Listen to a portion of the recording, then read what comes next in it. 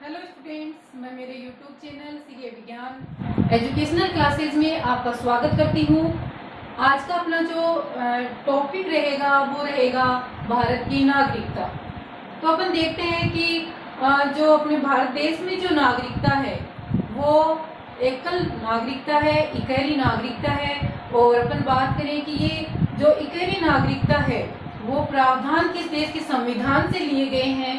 तो ये प्रावधान जो है वो ब्रिटेन के संविधान से लिए गए हैं। हमारे देश में इकहरी नागरिकता की व्यवस्था है, जबकि अपन देखते हैं विश्व के कई देश हैं जहां पर दोहरी नागरिकता भी प्रदान नागरिकों को की गई है। तो जैसे अपन बात करें अमेरिका की, बात करें अपन कनाडा की, तो वहां पर क्या है, वहां के नागरिकों को दोहरी नागरिकता प्रदान की गई है।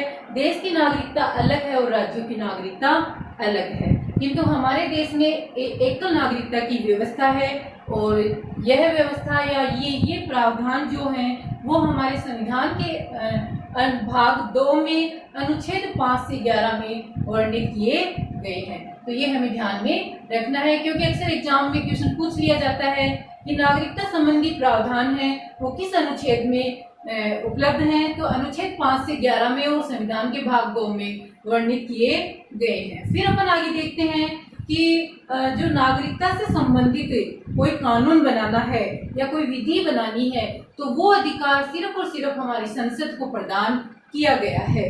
फिर अपन देख लेते हैं कि हमारे जो नागरिकता संबंधी जो अनुच्छेद हैं जो 5 से 11 हैं उनमें कौन कौन सी बातें लिखी गई हैं, तो उन पे अपन डिस्कस कर लेते हैं। तो अपन देखते हैं कि जो अनुच्छेद 5 है, अनुच्छेद 5 ये कहता है कि वह व्यक्ति जिसका जन्म भारत के राज्य क्षेत्र में हुआ हो। ये बात है जो नागरिकता संबंधी ये प्रावधान जो लिखे गए हैं वो जब हमारा संविधान प्रारंभ हुआ था तब के हैं। 26 जनवरी 1950 को जब संविधान लागू हुआ था उस समय के ये प्रावधान है। तो इन पर अपन थोड़ा ध्यान दे लेते हैं कि वह व्यक्ति जिसका जन्म भारत के राज्य क्षेत्र में हुआ है वह भारत का नागरिक माना जाएगा, या फिर जिसके माता पिता में से कोई भी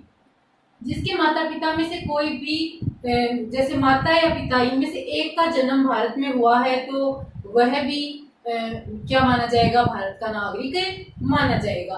और तीसरी बात ये कही गई है इसमें कि 26 जनवरी 1950 से 5 वर्ष पहले, 26 जनवरी 1950 को जब संविधान लागू हुआ था उसके 5 वर्ष पहले से कोई व्यक्ति भारत के राज्य क्षेत्र में रह रहा हो या भारत के अंदर एक सामान्य नागरिक के रूप में निवास कर रहा हो तो उस व्यक्ति को भी भारत की नागरिकता दे दी जाएगी। ऐसा प्रावधान इस समय रखा गया था 26 जनवरी 1950 के समय की ये बात है। फिर जो अपना अनुच्छेद 6 पर अपन देखते हैं कि अनुच्छेद 6 ये कहता है कि पाकिस्तान से भारत आए नागरिकों को नागरिकता कि उस समय क्या था कि अपने जो भारत और पाकिस्तान का क्या विभाजन किया गया था।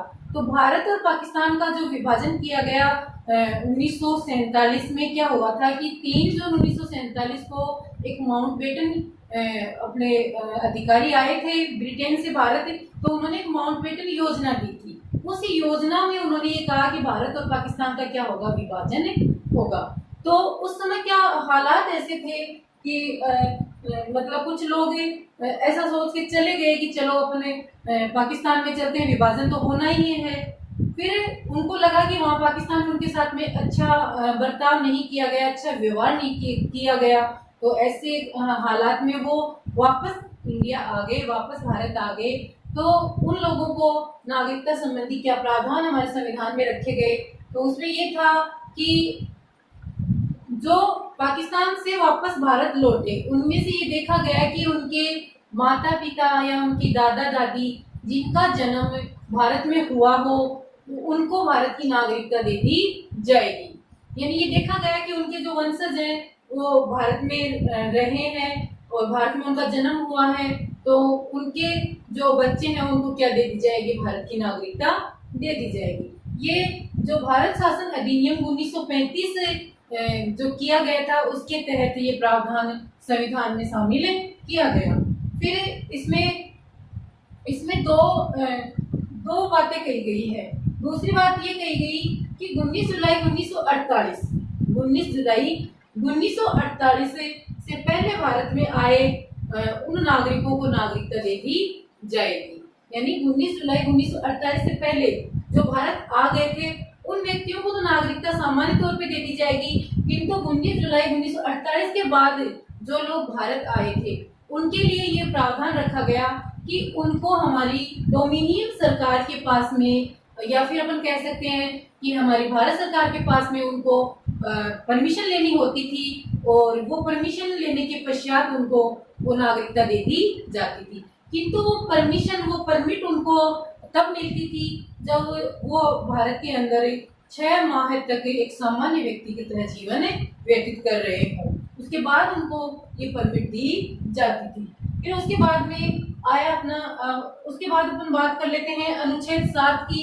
तो अनुच्छेद 7 ये कहता है कि भारत से पाकिस्तान गए व्यक्तियों की नागरिकता, कि भारत से कुछ लोग पाकिस्तान चले गए तो उनकी नागरिकता से संबंधित प्रावधान कि 1 मार्च 1947 से पहले 1 मार्च 1947 से पहले जो पाकिस्तान चले गए थे उन लोगों को नागरिकता नहीं दी जाएगी। किंतु 1 मार्च 1947 से पहले पाकिस्तान गए किंतु उसके बाद वो लौटकर वापस भारत में आ गए, तब उनको भी उसी परमिट नियम के आधार पर, उसी परमिट कानून के आधार पर नागरिकता दे दी जाएगी, पर वह तब दी जाएगी कि वो 6 माह तक एक सामान्य व्यक्ति की तरह भारत में जीवन व्यतीत कर रहा हो। इसके बाद अपन देख लेते हैं अनुच्छेद 8। अनुच्छेद 8 ये कहता है कि भारत से बाहर रह रहे व्यक्ति जिनके माता पिता का जन्म भारत में हुआ हो उसको भी नागरिकता दे दी जाएगी, पर वो नागरिकता की भी शर्त रखी गई है, उसका रजिस्ट्रेशन यहाँ पर उसको करवाना होगा। जैसे अपन देखते हैं कि हमारे देश के कई लोग वो विदेश में रहते हैं किंतु उनके जो माता पिता हैं उनका जो जन्म है वो उनके दादा दादी उनका जन्म भारत में हुआ है, तो इस कंडीशन में उनको नागरिकता दे दी जाएगी। फिर नेक्स्ट अपन देख लेते हैं अनुच्छेद 9 क्या कहता है। अनुच्छेद 9 ये कहता है कि कोई व्यक्ति जो विदेश में रह रहा हो और काफी समय से वो विदेश में रह रहा है और उसने स्वेच्छा से विदेश की नागरिकता अर्जित कर ली हो तो उसकी भारत से नागरिकता उसकी समाप्त कर दी जाएगी। ये बात अनुच्छेद 9 में कही गई है। फिर अपन अनुच्छेद 10 की बात कर लेते हैं। अनुच्छेद 10 ये कहता है नागरिकता के अधिकारों का बना रहना, कि नागरिकता के अधिकार कब तक बने रहेंगे। तो जो हमें हमारी सरकार ने जो नागरिकता हमें प्रदान की है वो अधिकार हमारा कब तक बना रहेगा, वो अधिकार तब तक बना रहेगा जब तक कोई व्यक्ति संविधान के अकॉर्डिंग आचरण करता रहे, तब तक उसकी नागरिकता बनी रहेगी। अनुच्छेद 11 ये कहता है कि संसद द्वारा नागरिकता के अधिकार को अर्जित कर लेना, कि ये जो नागरिकता का अधिकार है ये हमारी संसद ने क्या कर लिया है, इसको अर्जित कर लिया है। और नागरिकता से संबंधित कोई भी कानून, कोई भी विधेयक या कोई भी संशोधन यदि किया जाता है तो वो हमारी संसद के द्वारा ही किया जाएगा।